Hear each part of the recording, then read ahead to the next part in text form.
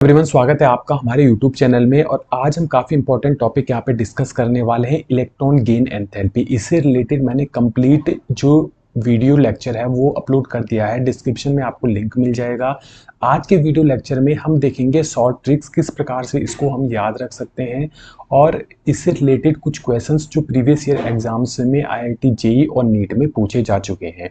तो देरी ना करते हुए आज का अपना वीडियो लेक्चर स्टार्ट करते हैं इलेक्ट्रॉन गेन एंथैल्पी का। अच्छा, अगर हम शॉर्ट में बताएं, देखो माना कोई भी एटम है ए, राइट। अगर वो एक इलेक्ट्रॉन को एक्सेप्ट करता है तो होगा क्या, वो एक एनायन बनाएगा और साथ में यहाँ पे जनरली क्या होगी, एनर्जी रिलीज होगी। एनर्जी क्या होगी, रिलीज होगी। यानी कि जिस भी सिस्टम में या जिस भी रिएक्शन में एनर्जी रिलीज होती है उसको हम क्या कहते हैं बच्चों, एक्सोथर्मिक रिएक्शन कहते हैं। एक्सोथर्मिक रिएक्शन हम कहते हैं। तो यानी कि हम कह सकते हैं इलेक्ट्रॉन गेन एंथैल्पी जो ये प्रोसेस है इलेक्ट्रॉन को गेन करने का, ये जो रिएक्शन है ये क्या होती है, एक्सोथर्मिक होती है, राइट। यानी कि यहाँ पे एनर्जी क्या होती है, रिलीज होती है। और हमें ये भी पता है कि जो भी एक्सोथर्मिक रिएक्शन होती है उनमें जो डेल्टा एच होता है वो क्या होता है, नेगेटिव होता है। इससे हम ये कंक्लूजन निकाल सकते हैं कि भाई जो डेल्टा EgH है ना, इलेक्ट्रॉन गेन एंथैल्पी, ये क्या होती है, हमारी नेगेटिव होती है अगर एनर्जी वहां पे रिलीज होती है। तो मोस्ट ऑफ द केसेस में जब कोई भी एटम इलेक्ट्रॉन को एक्सेप्ट करता है और एक एनायन बनाता है तो उस केस में एनर्जी वहां पर रिलीज होती है और उसमें जो डेल्टा EgH है यानी कि इलेक्ट्रॉन गेन एंथैल्पी की जो वैल्यू है वो क्या आती है, नेगेटिव आती है।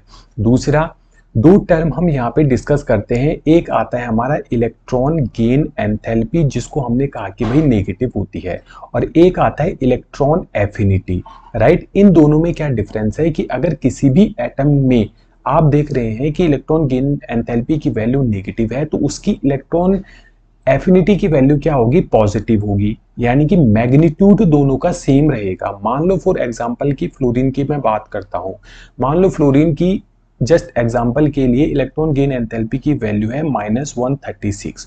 तो बताओ इसकी इलेक्ट्रॉन एफिनिटी की वैल्यू क्या हो जाएगी। तो ये जो मैग्नीट्यूड है 136 ये तो सेम रहेगा, लेकिन ये जो साइन है ना ये क्या हो जाएगा, चेंज हो जाएगा, ये हो जाएगा पॉजिटिव।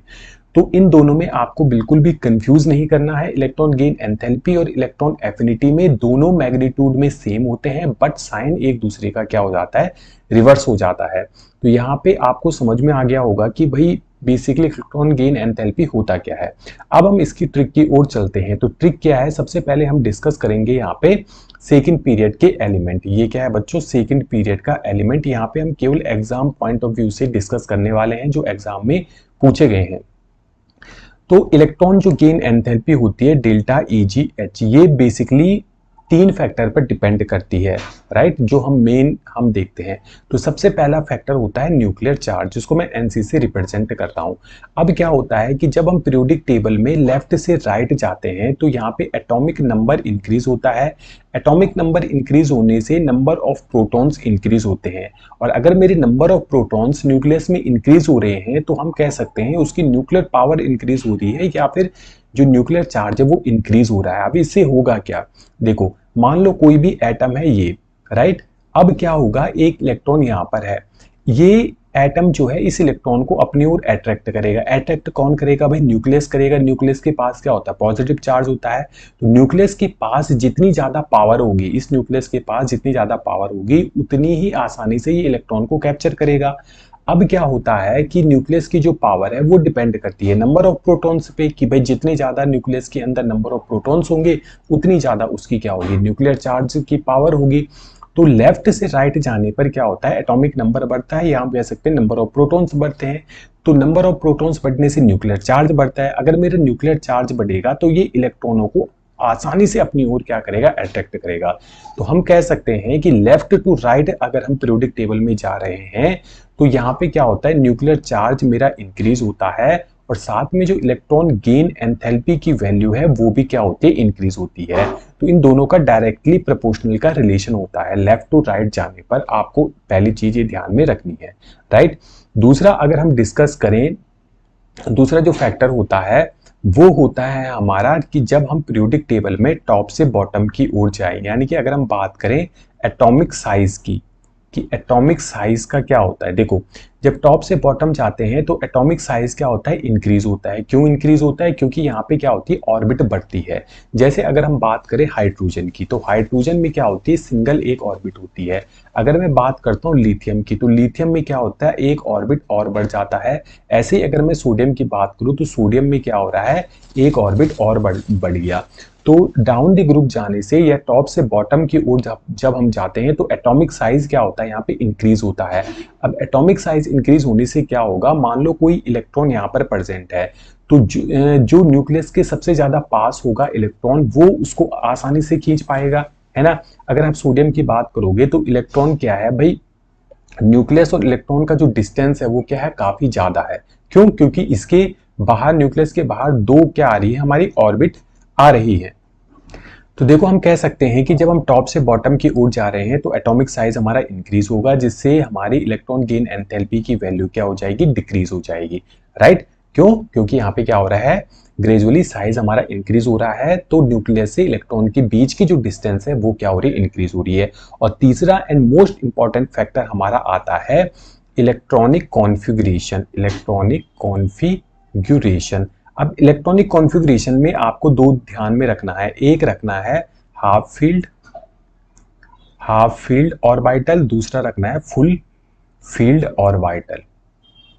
हाफ फील्ड ऑर्बिटल की अगर हम बात करें, अगर मैं बात करूं एस, पी और डी की, तो एस का हाफ फील्ड कितना हो गया 1, पी का कितना हो गया 3, डी का कितना हो गया 5, राइट।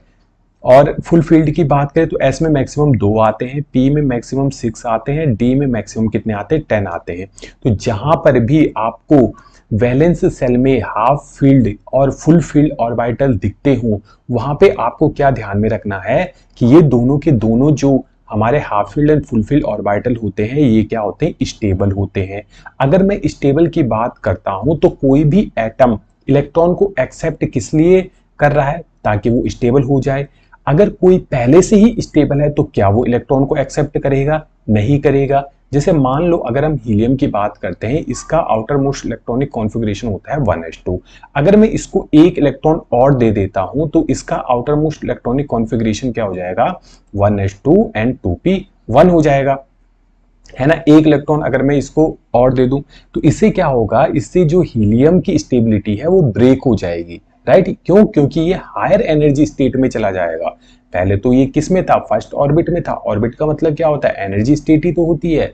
अब उसके बाद वो सेकंड एनर्जी स्टेट में चला गया, तो ये क्यों चाहेगा कि अपने आप को अनस्टेबल करे। इसीलिए अगर आप देखते हैं कि ग्रुप 18 के जितने भी हमारे एलिमेंट हैं, इनकी जो इलेक्ट्रॉन गेन एंथैल्पी होती है वो सबसे लो होती है। क्यों? क्योंकि इलेक्ट्रॉन को गेन करना ही नहीं चाहते, क्योंकि इनका जो आउटर मोस्ट ऑर्बिटल है वो फुलफिल होता है, ये पहले से ही स्टेबिलिटी गेन करके बैठे हुए हैं, तो ये अपनी स्टेबिलिटी को डिक्रीज नहीं करना चाहते हैं। तो इसीलिए हम कहते हैं कि जो भी फुलफिल्ड ऑर्बिटल है या फिर हाफ फील्ड ऑर्बिटल है, इनकी जो इलेक्ट्रॉन गेन एंथैल्पी होती है, जो इनकी इलेक्ट्रॉन गेन एंथैल्पी होती है वो क्या होती है, सबसे कम होती है। तो ये तो हमने बात कर दी भाई कॉन्सेप्ट की, राइट। और जो वीडियो लेक्चर है उसमें मैंने सारा डिटेल में ये पढ़ा रखा है, जिसकी डिस्क्रिप्शन में आपको लिंक मिल जाएगा, अगर देखना चाहते हो तो वहां से देख सकते हो। लेकिन यहाँ पे भी अगर आप trick exam point of view से देखना चाहते हो तो यहाँ पे आप ट्रिक से समझ सकते हो। तो सबसे पहले हम बात करते हैं सेकंड पीरियड के एलिमेंट की। कौन कौन सा है बच्चों,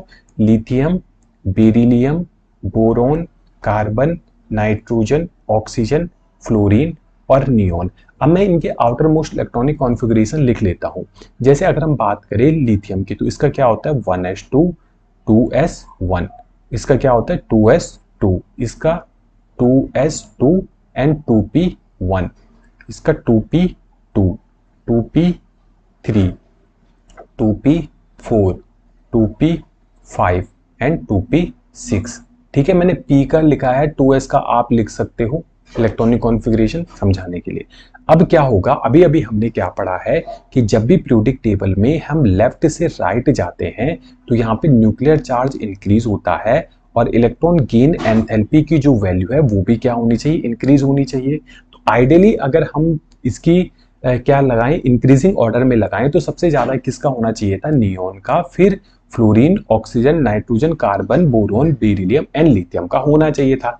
बट इलेक्ट्रॉन गेन एंथैल्पी का ऑर्डर जो है ये तो होता नहीं है। अब ऐसा क्यों हुआ होगा? देखो, मैंने आपको बोला था कि जो हमारा इलेक्ट्रॉनिक कॉन्फ़िगरेशन है वो काफी इंपॉर्टेंट है, राइट?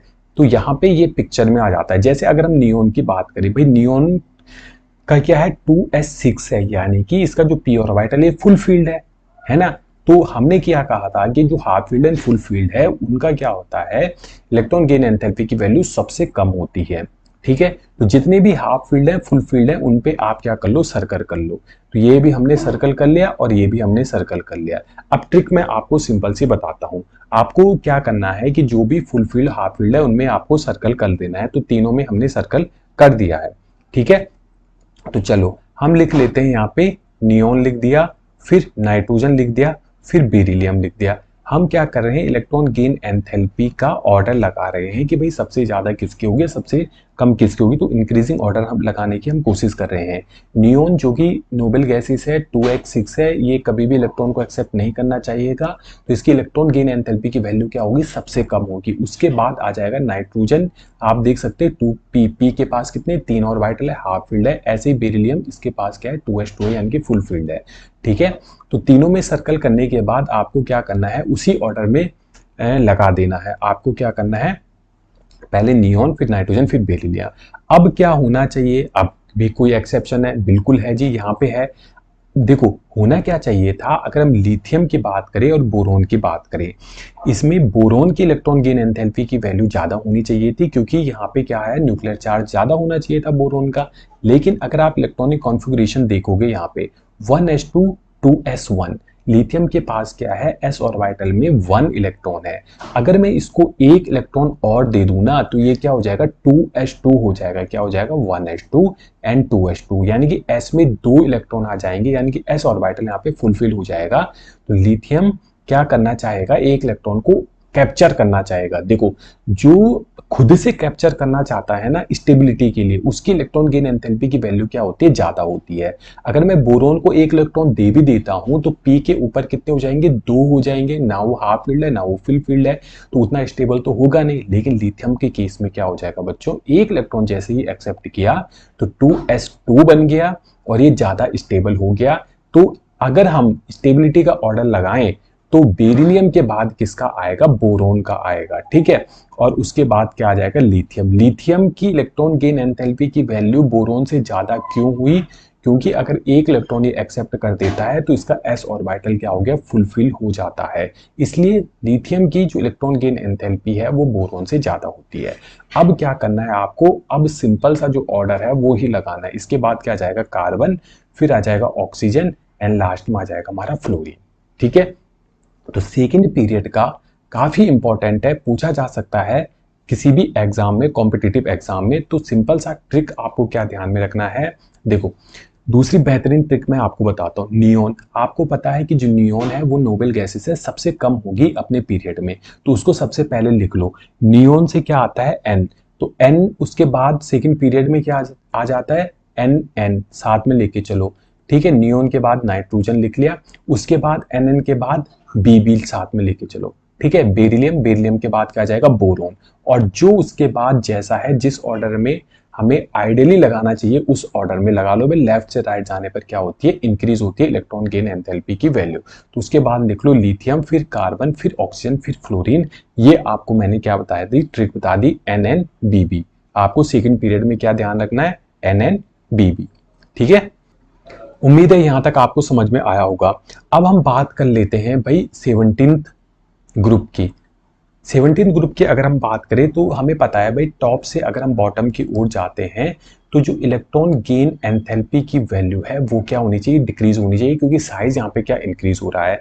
तो आइडियली क्या होना चाहिए भाई, फ्लोरीन की सबसे ज्यादा, फिर क्लोरीन की होनी चाहिए, फिर ब्रोमीन की और लास्ट में आयोडीन की होनी चाहिए। बट ऐसा नहीं होता है। ऑर्डर क्या होना चाहिए, क्लोरीन का सबसे ज्यादा होता है, फिर फ्लोरीन का, फिर ब्रोमीन का और लास्ट में आ जाता है आयोडीन। ये ऑर्डर होता है ग्रुप 17 का। अब ऐसा क्यों होता है, देखो क्लोरीन एक ऐसा एलिमेंट है पूरे पीरियोडिक टेबल में जिसकी इलेक्ट्रॉन गेन एंथैल्पी की वैल्यू सबसे ज्यादा होती है। ये आपको क्या करना है, ध्यान में रखना है। अब मैं बात करता हूँ फ्लोरीन की। तो फ्लोरीन की अगर हम बात करें, ये आ गया फ्लोरीन का फर्स्ट ऑर्बिट, ये आ गया सेकंड ऑर्बिट। जबकि क्लोरीन की बात करें हम, ये फर्स्ट ऑर्बिट आ गया, सेकंड आ गया और ये आ गया थर्ड ऑर्बिट। 3 ऑर्बिट होते हैं क्लोरीन के पास। अब फ्लोरीन की अगर मैं बात करूँ, ये फ्लोरीन है, क्लोरीन फ्लोरीन के पास है 7, 1 2 3 4 5 6 7, 7 इलेक्ट्रॉन है। क्लोरीन के पास भी कितने हैं बच्चों? 7 इलेक्ट्रॉन है। क्लोरीन के पास भी कितने? 7 इलेक्ट्रॉन है। अब यदि मैं एक इलेक्ट्रॉन फ्लोरीन को देता हूं, ठीक है, यानी कि ये एक इलेक्ट्रॉन को एक्सेप्ट कर रहा है, इलेक्ट्रॉन गेन एंथैल्पी पे क्या असर पड़ेगा?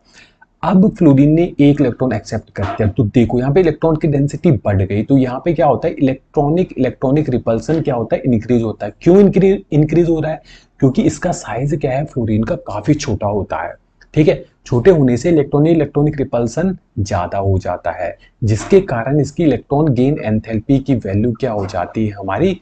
कम हो जाती है। किसके कंपैरिजन में? क्लोरीन के कंपैरिजन। क्लोरीन अगर एक इलेक्ट्रॉन एक्सेप्ट करेगा भी तो इसका साइज बड़ा होता है, और फ्लोरीन के कंपैरिजन में इलेक्ट्रॉनिक जो रिपल्सन है वो कम होता है। इसलिए अगर हम बात करें फ्लोरीन और क्लोरीन की, तो क्लोरीन की इलेक्ट्रॉन गेन एंथैल्पी की वैल्यू क्या हो जाती है? यहाँ पे ज्यादा हो जाती है अपने ग्रुप में।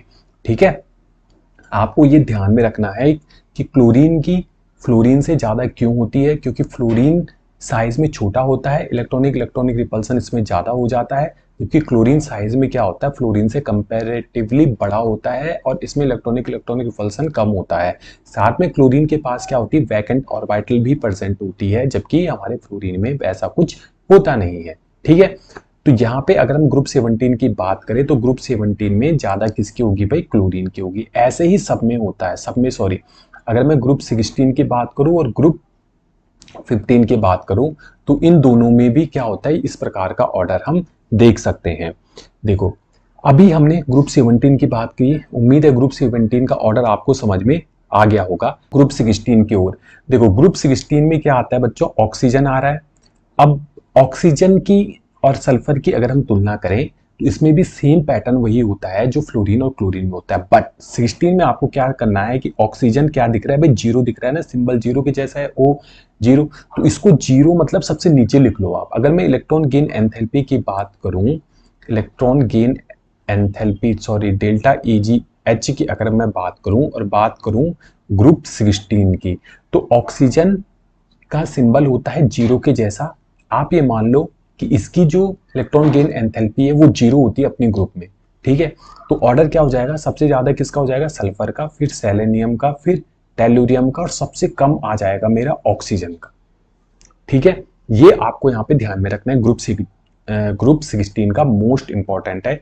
ध्यान कैसे रखोगे कि ग्रुप 16 में ऑक्सीजन जीरो, यानी कि सारे एलिमेंट में सबसे कम किसकी होगी? ऑक्सीजन की होगी। ठीक है, बहुत ही आसान था। अगर मैं ग्रुप 15 की बात करता हूं तो ग्रुप 15 में क्या हो जाएगा भाई? अगर मैं ग्रुप 15 की बात करूं तो यहाँ पे फॉस्फोरस, नाइट्रोजन, आर्सेनिक और एंटीमनी। ठीक है, इस प्रकार से आपको ये ऑर्डर लगाना है भाई। अब पूछा जाएगा नाइट्रोजन और फॉस्फोरस में से फॉस्फोरस की क्यों ज्यादा है भाई? साइज का ही फैक्टर यहाँ पे लग जाएगा कि नाइट्रोजन का साइज छोटा होता है, इलेक्ट्रॉनिक रिपल्सन ज्यादा होता है फॉस्फोरस की तुलना में, इसलिए फॉस्फोरस क्या करता है, आसानी से इलेक्ट्रॉन को कैप्चर कर लेता है। बेसिकली यहाँ पे क्या होता है, इलेक्ट्रॉन गेन एंथैल्पी ये क्या होती है? होल्डिंग पावर होती है, होल्डिंग कैपेसिटी भी हम कह सकते हैं इलेक्ट्रॉन को अपने पास रखने की। नाइट्रोजन ज्यादा देर तक क्यों नहीं रख पाता? क्योंकि इलेक्ट्रॉनिक रिपल्सन उसके पास ज्यादा होता है। ऐसे ही फ्लोरीन और क्लोरीन, ऑक्सीजन और सल्फर में भी सेम देखने को मिलता है। उम्मीद है ये कॉन्सेप्ट आपको यहाँ तक समझ में आया होगा। और लास्ट में इंपॉर्टेंट जो चीज आपको ध्यान में रखनी है वो क्या रखनी है कि अगर मैं ग्रुप 16 और ग्रुप 17 की बात करूं, अगर मैं बात करूं डेल्टा EgH यानी कि electron gain enthalpy of group 17 और electron gain enthalpy of group 16 की, तो ज्यादा किसकी होती है? ग्रुप 17 के एलिमेंट की इलेक्ट्रॉन गेन एंथैल्पी की पावर हमेशा 16 के सारे एलिमेंट से ज्यादा होती है। फॉर एग्जांपल के लिए अगर कंपैरिजन करें भाई, सल्फर है और आयोडीन है, बताओ इनमें से इलेक्ट्रॉन गेन एंथैल्पी की पावर किसकी ज्यादा होगी? तो आपको क्या करना है, ये देखना है कि सल्फर कौन से ग्रुप में आ रहा है। सल्फर आ रहा है 16th ग्रुप में और आयोडीन आ रहा है किसमें? 17th में। तो आपको कुछ नहीं देखना है, ऊपर नीचे दाएं बाएं कुछ नहीं भाई, आयोडीन की ज्यादा होगी। ग्रुप 17 के किसी भी एलिमेंट की तुलना अगर आप ग्रुप 16 के किसी भी एलिमेंट से करोगे तो हर केस में क्या आएगा, ग्रुप 17 ही ग्रुप 17 के एलिमेंट की इलेक्ट्रॉन गेन एंथैल्पी की पावर हमेशा ही ज्यादा होने वाली है। अगर आप बात करोगे सेलेनियम और ब्रोमीन की, तो यहाँ पे किसके आगे, ब्रोमीन के आगे किसी भी एलिमेंट से तुलना करोगे तो यहाँ पे ये आपको देखने को मिलेगा। अब हम क्या करते हैं, अपने क्वेश्चंस की ओर बढ़ते हैं। ठीक है, तो देखो ये पूछा गया था जेई मेंस 2021 में, जो हमने अभी अभी डिस्कस किया है कि the correct order of electron gain enthalpy is, क्या पूछा गया है, सल्फर, ऑक्सीजन, सेलेनियम, फ्लोरीनियम। यानी कि आपको क्या करना है, ग्रुप 16 के एलिमेंट को आपको ध्यान में रखना है, उस से टेपो, मैं इस प्रकार से याद रखता था। ठीक है, तो ग्रुप 17 में हमने क्या पढ़ा है कि भाई ऑक्सीजन है, 0 सिंबल है, तो इसकी सबसे कम होगी, तो सबसे ज्यादा किसकी होगी, सल्फर की, फिर होगी सेलेनियम की, फिर होगी टेलोरियम की, लास्ट में होगा ऑक्सीजन। तो ये ऑप्शन कौन सा सही है, देखो ऑक्सीजन की दो जगह हमारे क्या दिख रहा है, सबसे कम दिख रही है, तो सबसे ज्यादा किसकी होगी, सल्फर, फिर सेलेनियम, फिर टेलोरियम, ऑक्सीजन, यानी कि ऑप्शन 3 हमारा सही आंसर हो गया। तो कितना आसान है ये वाला क्वेश्चन, राइट। अब हम बढ़ते हैं नेक्स्ट क्वेश्चन की ओर। क्या कह रहा है, when the first electron gain enthalpy delta easy of oxygen, ये दे रखा है -141 किलो जूल पर मोल, it's second electron gain enthalpy is. अच्छा यार, ये वाला टॉपिक ना मैं मिस कर गया था अपने वीडियो लेक्चर में, तो चलो यहीं पे इसको क्या कर लेते हैं, डिस्कस कर लेते हैं, मुझे अब ध्यान में आ रहा है। देखो मान लो कोई भी एटम है ए, राइट, ये क्या करता है, एक इलेक्ट्रॉन को एक्सेप्ट करता है और यहाँ पे क्या बनाता है, एक नेगेटिव आयन बनाता है, और इस केस में ये क्या करता है, एनर्जी को रिलीज करता है यहाँ पे। ठीक है, तो इसको हम कहेंगे electron gain enthalpy first electron gain enthalpy हम इसको कह सकते हैं। ठीक है, इस केस में क्या होगा, इस केस में क्या होगा कि जो इलेक्ट्रॉन गेन एंथैल्पी है, चूंकि यहाँ पे एनर्जी रिलीज हो रही है, तो इसकी जो वैल्यू आएगी वो क्या आएगी, नेगेटिव आएगी। ठीक है, फॉर एग्जाम्पल ऑक्सीजन की ही बात कर ले, ऑक्सीजन ने एक इलेक्ट्रॉन एक्सेप्ट किया, O- बनाया, इसकी इलेक्ट्रॉन गेन एंथैल्पी की वैल्यू कितनी आ गई, नेगेटिव आ गई। अब ये जो A- है ना, ये जो A- है, अगर मैं क्या चाहता हूं कि इसको एक इलेक्ट्रॉन और एक्सेप्ट ये करे, सेकंड इलेक्ट्रॉन गेन एंथैल्पी लिखा है ना यहाँ पे सेकंड, यानी कि 2 इलेक्ट्रॉन इसको एक्सेप्ट करवाया जा रहा है, तो सेकंड फर्स्ट इलेक्ट्रॉन तो ये हो गया, तो फर्स्ट इलेक्ट्रॉन के रेस्पेक्ट में हम बोलेंगे फर्स्ट इलेक्ट्रॉन गेन एंथैल्पी, जो क्या आ गई, नेगेटिव आ गई, क्योंकि यहाँ पे एनर्जी रिलीज हो रही है। अब सेकंड इलेक्ट्रॉन गेन एंथैल्पी की अगर हम बात करें तो A2- आ जाएगा। इस केस में क्या होगा, देखो ऑलरेडी ये जो एटम है इसने एक इलेक्ट्रॉन एक्सेप्ट किया हुआ है, अब हम इसको एक और इलेक्ट्रॉन दे रहे हैं, तो यहाँ पे क्या होगा बच्चों, इलेक्ट्रॉनिक रिपल्सन बढ़ जाएगा। क्या हो जाएगा, इलेक्ट्रॉनिक रिपल्सन बढ़ जाएगा। अगर इलेक्ट्रॉनिक रिपल्सन बढ़ रहा है तो मॉलिक्यूल या सॉरी जो एटम है वो क्या होगा, अनस्टेबल होगा। तो कोई भी एटम अनस्टेबल तो होना नहीं चाहता, यानी कि ये जो सेकंड इलेक्ट्रॉन है ये A- चाहता ही नहीं है इसको एक्सेप्ट करना। अगर ये चाहता ही नहीं है तो हमें क्या करना पड़ेगा, फोर्सफुली इसको एक्सेप्ट करवाना पड़ेगा। जब मैं फोर्सफुली कहता हूं तो इसका मतलब है मुझे एनर्जी देनी पड़ेगी, मुझे क्या करनी पड़ेगी, एनर्जी देनी पड़ेगी। अब ये जो एनर्जी मुझे देनी पड़ेगी ना, ये जो इसने फर्स्ट स्टेप में रिलीज की है उससे हमेशा ही ये ज्यादा होगी जो मैं यहाँ पे दूंगा। ध्यान में रखना, ये कॉन्सेप्ट काफी इंपॉर्टेंट है कि इलेक्ट्रॉन गेन एंथैल्पी जो फर्स्ट होती है उसमें जो एनर्जी रिलीज हुई है ना, उससे ज्यादा ही एनर्जी मुझे प्रोवाइड करानी पड़ेगी इस इलेक्ट्रॉन को एक्सेप्ट करवाने के लिए सेकंड इलेक्ट्रॉन को। ठीक है, समझ में आ गया। अगर कोई भी सिस्टम एनर्जी को क्या कर रहा है, गेन कर रहा है, अगर कोई भी रिएक्शन को हम क्या कर रहे हैं, एनर्जी प्रोवाइड करवा रहे हैं, यानी कि ये रिएक्शन क्या होगी हमारी, एंडोथर्मिक होगी। क्या होगी, एंडोथर्मिक होगी। अब एंडोथर्मिक के केस में जो डेल्टा H की वैल्यू आती है वो क्या आती है, पॉजिटिव आती है। यानी कि मैं इलेक्ट्रॉन गेन एंथैल्पी की बात करूं अगर एंडोथर्मिक के केस में, जहां पे हम एनर्जी प्रोवाइड करवा रहे हैं सिस्टम में, तो उसकी वैल्यू क्या आ जाएगी, पॉजिटिव आ जाएगी। आगे बात समझ में, तो इलेक्ट्रॉन गेन एंथैल्पी हमेशा जो सेकंड वाली होती है ना, सेकंड इलेक्ट्रॉन गेन एंथैल्पी, वो हमेशा क्या होती है, पॉजिटिव होती है। तो यहाँ पे जो आंसर आएगा वो क्या आ जाएगा, थर्ड वाला, पॉजिटिव वैल्यू। उम्मीद है ये आपको समझ में आया होगा। ठीक है, अब हम चलते हैं अपने थर्ड क्वेश्चन की ओर। थर्ड क्वेश्चन क्या कहता है, in which the following option the order of arrangement does not agree. यहाँ पे आपको अंडरलाइन करना है does not agree with variation of property indicated against it. ये पूछा गया था नीट 2016 में। तो सबसे पहला अगर हम ऑप्शन देखें वो क्या है जो हम पढ़ ही रहे हैं इलेक्ट्रॉन गेन एंथैल्पी का, क्या है, आयोडीन, ब्रोमीन, क्लोरीन, फ्लोरीन की इसने दे रखी है यहाँ पे इलेक्ट्रॉन गेन एंथैल्पी का ऑर्डर। तो यानी कि हम बात करें ग्रुप 17 की, तो ग्रुप 17 का लिख लो। सबसे ऊपर क्या आता है, फ्लोरीन, क्लोरीन, फिर ब्रोमीन आता है, फिर आयोडीन आता है। हमने ये देखा है कि क्लोरीन की सबसे ज्यादा होती है, फिर होती है फ्लोरीन की, फिर आता है मेरा ब्रोमीन और लास्ट में आता है आयोडीन। क्या यही ऑर्डर यहाँ पे दे रखा है? नहीं, यहाँ पे किसकी दे रखी है, फ्लोरीन की सबसे ज्यादा दे रखी है। तो ये ऑप्शन क्या होगा हमारा, यानी कि ये जो ऑर्डर है ये गलत है, यानी कि ऑप्शन ए जो है हमारा सही है। ठीक है, पूछा क्या है, डज नॉट एग्री, तभी मैंने बोला यहाँ पे अंडरलाइन कर देना डज नॉट एग्री। ठीक है, तो हम इस बात से भाई एग्री नहीं है कि जो आपने ऑर्डर दिया है वो सही है। तो पहला ऑप्शन क्या हो जाएगा, सही हो जाएगा। जो करेक्ट आंसर होना चाहिए था वो ये होना चाहिए था, राइट। अब हम लास्ट क्वेश्चन की ओर बढ़ते हैं अपना, कि the correct order of electron gain enthalpy with negative sign. अब यहाँ पे क्या दिया है, विद नेगेटिव साइन। यहाँ पे बच्चे कंफ्यूज, अरे भाई इलेक्ट्रॉन गेन एंथैल्पी जो होती है वो नेगेटिव में तो आती है, राइट। अगर देखो ये घुमा फिरा के क्या दे सकता था, the correct order of electron affinity with positive value.